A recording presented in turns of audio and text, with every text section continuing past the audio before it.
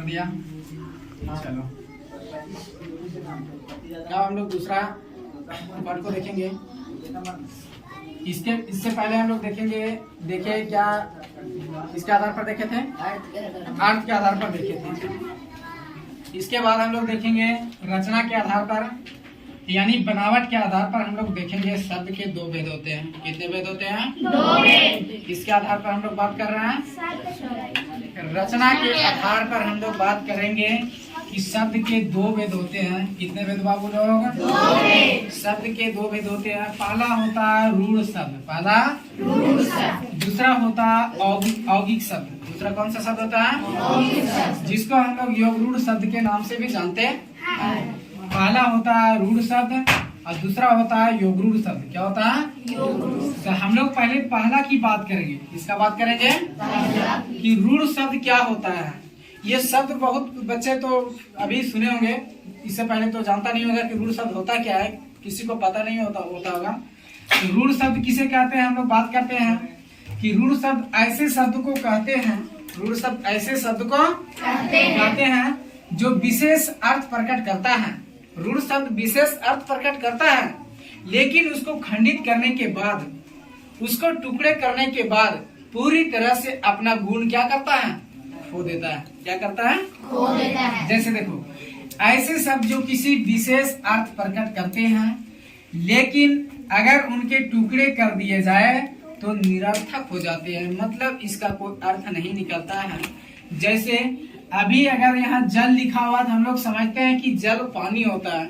क्या होता है? पानी। तो जल के मामले में हम लोग समझ जाते हैं कि ये जल है, होता है नहीं? इसको पता है हम लोग चल रहा है नहीं चल रहा है कि क्या है? जल है। इसको भी पता चल रहा है क्या है? ये कल है। ये भी पता चल रहा है ये क्या है? कफ है।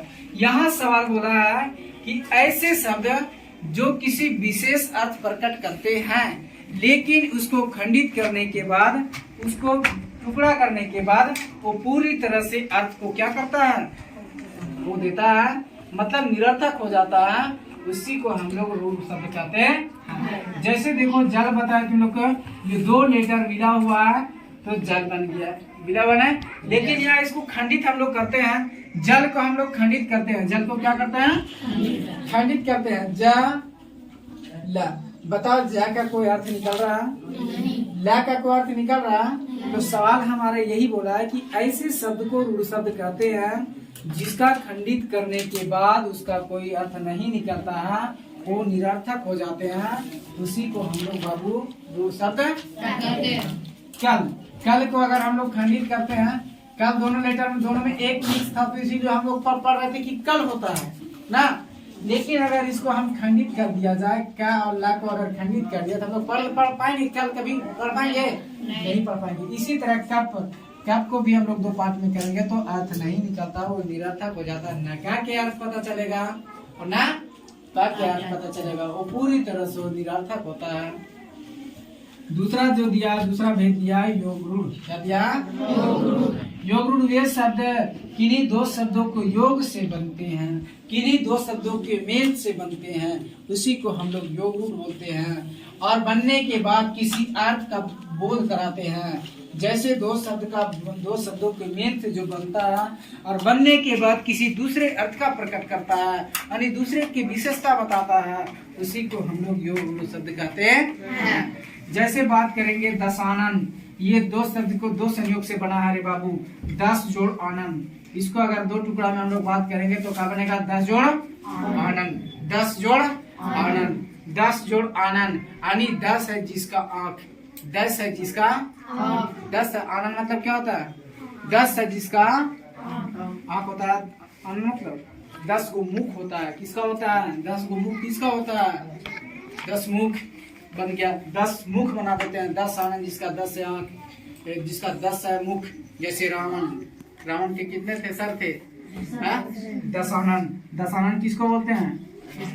रावण के लंबोदर, लंबा है उधर, लंबोदर का इसको तोड़ेंगे तो बनता है लंबा है उधर। उधर मतलब होता है पेट, लंबा है उधर जिसका बड़ा पेट है। जैसे सत्यानंद भोक्ता, जैसे सत्यानंद भोक्ता का देखता है कितना बड़ा पेट होता है, 4 किलो के अकेला वजन खाना खा लेगा पूरी तरह से। तो ये सत्यानंद भोक्ता नहीं समझना। लंबोदर मतलब होता है जिसका लंबा होता है, जिसका पेट बड़ा होता है, वो गणेश भगवान पे होता है। किसका होता है? पीताम्बर पीला वस्त्र, जिसका इसको तोड़ेंगे तो बनेगा पीता जोड़ अंबर पीताम्बर, जिसका पीला वस्त्र, जिसका कृष्ण भगवान, किसका? कृष्ण भगवान को वस्त्र कैसा रहता है? पीला। लंबोदर कौन होते हैं? गणेश भगवान। दशानन कौन होता है? कौन होता है? ये समझ में आए सबके? चलो फिर से एक बार कर देते हैं। रूढ़ शब्द ऐसे शब्द को कहते हैं जो विशेष अर्थ प्रकट करता है, और जब खंडित करने के बाद यह अपना आप क्या करता है? खो देता है। दूसरा में वे शब्द जो किन्हीं दो शब्दों के मेल से बनता है, और जो बनता है उसका तीसरे अर्थ प्रकट करता है, उसी को हम लोग कहते हैं योग रूढ़ शब्द। चलो